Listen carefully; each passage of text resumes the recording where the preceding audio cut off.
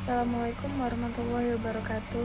Kami dari kelompok 6 ingin mempresentasikan akuntansi salam PSAK 103 yang beranggotakan 1. Dika Triani Putri dengan NIM 190202124. Yang kedua, Lailatul Maufirah dengan NIM 190302077. Dan yang ketiga, Fatika Tunisa Salsabila dengan NIM 190302082. Pengertian akad salam. Akad salam merupakan salah satu jenis akad jual beli di mana pembeli membayar terlebih dahulu atas suatu barang yang spesifikasi dan kuantitasnya jelas, sedangkan barangnya baru akan diserahkan pada saat tertentu di kemudian hari. Dalam PSAK 103, paragraf 4 mendefinisikan salam adalah akad jual beli barang pesanan atau muslam fee dengan pengiriman di kemudian hari oleh penjual muslam ilaihi dan pelunasannya dilakukan oleh pembeli al-muslam pada saat disepakati sesuai dengan syarat-syarat tertentu dan karakteristik transaksi bai salam PSAK 103. Berdasarkan pesanan harus diketahui karakteristiknya secara umum, barang harus sesuai dan diketahui pada saat disepakati yang meliputi jenis, spesifikasi teknis, kualitas, dan kuantitasnya. Rukun akad salam. Rukun akad salam ada 5. 1. Muslam atau pembeli. 2. Muslam ilaihi, penjual atau penerima pesanan. Yang ketiga, muslam fee, barang yang dipesan. Yang keempat, ras al-mal, harga pesanan atau modal yang dibayarkan. Yang kelima, sigat ijab qabul atau ucapan serah terima. Pengakuan dan pengukuran akad salam untuk pembeli adalah PSAK nomor 103 tahun 2007 telah mengatur tentang pengakuan dan pengukuran salam dan salam paralel untuk pembeli sebagai berikut. 1. Piutang salam diakui pada saat modal usaha salam dibayarkan atau dialihkan kepada penjual. Pembeli menjanjikan modal usaha salam yang diberikan sebagai piutang salam. Denda yang diterima oleh pembeli diakui sebagai bagian dana kebajikan. 2. Modal usaha salam dapat berupa kas dan aset non-kas. Modal usaha salam dalam bentuk kas diukur sebesar jumlah yang dibayarkan, sedangkan modal usaha salam dalam bentuk non-aset, aset non-kas diukur sebesar nilai wajar. Selisih antara nilai wajar dan nilai yang tercatat modal usaha non-kas yang diserahkan diakui sebagai keuntungan atau kerugian pada saat penyerahan modal usaha tersebut. Dikutip di paragraf 11-12 PSAK 103 tahun 2000. Pengakuan dan pengukuran akad salam untuk pembeli. 3. Penerimaan barang pesanan diakui dan diukur sebagai berikut. Dalam paragraf 13 PSAK 103 tahun 2007, A. Jika barang pesanan sesuai dengan akad dinilai sesuai nilai yang disepakati. B. Jika barang pesanan berbeda kualitasnya, maka barang pesanan yang diterima diukur sesuai dengan nilai akad. Jika nilai akad barang pesanan yang diterima nilainya sama dengan atau lebih tinggi dari nilai barang pesanan yang tercantum dalam akad. Yang kedua, barang pesanan yang diterima diukur sesuai dengan nilai wajar pada saat diterima dan selisihnya diakui sebagai kerugian. Jika nilai pasar dari barang pesanan lebih rendah dari nilai barang pesanan yang tercantum dalam akad. Pengakuan dan pengukuran akad salam untuk pembeli. Nomor 4. Jika pembeli tidak menerima sebagian atau seluruh barang pesanan pada tanggal jatuh tempo pengiriman, maka ada 3 solusi sebagai berikut. 1. Jika tanggal pengiriman diperpanjang, maka nilai tercatat piutang salam sebesar bagian yang belum dipenuhi sesuai dengan nilai yang tercantum dalam akad. Kedua, jika akad salam dibatalkan sebagian atau seluruhnya, maka piutang salam berubah menjadi piutang yang harus dilunasi oleh penjual sebesar bagian yang tidak dapat dipenuhi.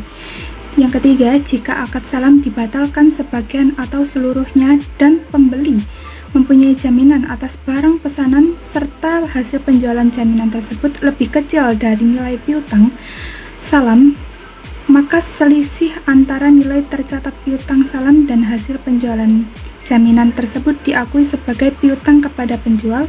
Sebaliknya, jika hasil penjualan jaminan tersebut lebih kecil dari nilai tercatat piutang salam, maka selisihnya menjadi hak penjual. Pengakuan dan pengukuran akad salam untuk pembeli. 5. Pembeli dapat mengenakan denda kepada penjual yang mampu menunaikan kewajibannya. Tetapi jika memenuhinya dengan sengaja, hal ini tidak berlaku bagi penjual yang tidak mampu menunaikan kewajibannya karena force majeure. Denda yang diterima oleh pembeli diakui sebagai bagian dari dana kebijakan sesuai dengan paragraf 14-15 PSAK nomor 103 tahun 2007. Pengakuan akuntansi salam untuk penjual. Dalam PSAK nomor 103 tahun 2007 telah mengatur tentang perlakuan akuntansi salam untuk penjual sebagai berikut. 1. Kewajiban salam diakui pada saat penjual menerima modal usaha salam sebesar modal usaha salam yang diterima. Modal usaha salam yang diterima dapat berupa kas dan aset non-kas. Modal usaha salam dalam bentuk kas diukur sebesar jumlah yang diterima, sedangkan modal usaha salam dalam bentuk aset non-kas diukur sebesar nilai wajar atau nilai yang disepakati oleh pembeli dan penjual. Yang kedua, kewajiban salam dihentikan pengakuannya atau direcognition pada saat penyerahan barang kepada pembeli. Jika penjual melakukan transaksi dalam paralel, selisih antara jumlah yang dibayar oleh pembeli akhir dan biaya perolehan barang pesanan diakui keuntungannya atau kerugiannya pada saat pengiriman barang pesanan oleh penjual ke pembeli akhir. Ketentuan syariah pembeli dan penjual, yaitu muslam pembeli atau pemesan dan muslam ilahi penjual atau penerima pesanan, harus cakap hukum, artinya memiliki akal dan balik, kemudian sukarela, tidak dalam keadaan dipaksa atau terpaksa atau di bawah tekanan. Kemudian yang terakhir agak sedikit berbeda dengan akad jual beli. Pada akad salam diperbolehkan transaksi salam yang melibatkan orang buta. Alasannya, jika dalam akad jual beli disyaratkan kedua belah pihak sama-sama melihat barang yang dijual belikan. Sementara dalam akad salam, cukup hanya dengan mengetahui sifat atau spesifikasinya saja, meskipun hanya dengan mendengar. Syarat ijab qabul yaitu 1. Harus jelas disebutkan secara spesifik dengan siapa berakad. Kemudian, antara ijab dan qabul harus selaras baik dalam spesifikasi barang maupun harga yang disepakati. Ketiga, tidak mengandung hal-hal yang bersifat menggantungkan keabsahan transaksi pada kejadian yang akan datang. Kemudian, akad harus pasti, tidak boleh ada khiyar syarat. Ketentuan syariah barang salam yaitu 1. Ditentukan dengan sifat-sifat tertentu, jenis, kualitas, dan jumlahnya. Kedua, harus bisa diidentifikasi secara jelas untuk mengurangi kesalahan akibat kurangnya pengetahuan tentang macam barang tersebut, tentang klasifikasi kualitas, serta mengenai jumlahnya. 3.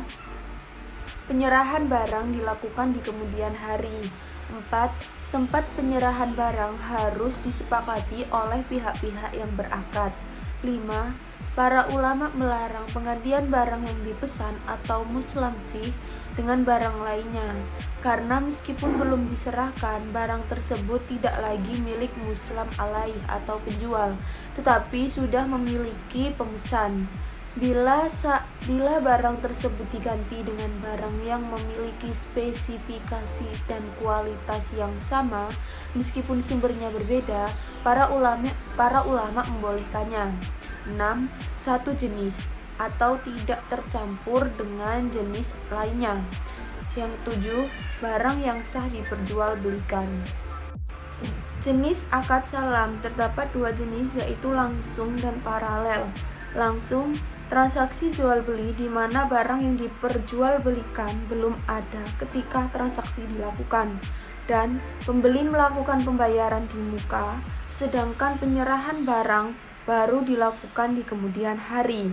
Sedangkan untuk paralel, salam paralel dibolehkan asalkan akad salam kedua tidak tergantung pada akad yang pertama, yaitu akad antara penjual dan pemasok tidak tergantung pada akad antar pembeli dan penjual.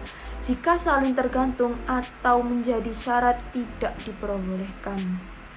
Alur transaksi salam dan salam paralel. Pertama, negosiasi dengan persetujuan kesepakatan antara penjual dengan pembeli terkait transaksi salam yang akan dilaksanakan. Kedua, setelah akad disepakati, pembeli melakukan pembayaran terhadap barang yang diinginkan sesuai dengan kesepakatan yang sudah dibuat.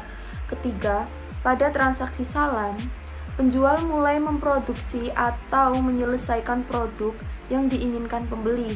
Setelah produk dihasilkan pada saat atau sebelum tanggal penyerahan, penjual mengirimkan barang dengan spesifikasi yang disepakati kepada pembeli.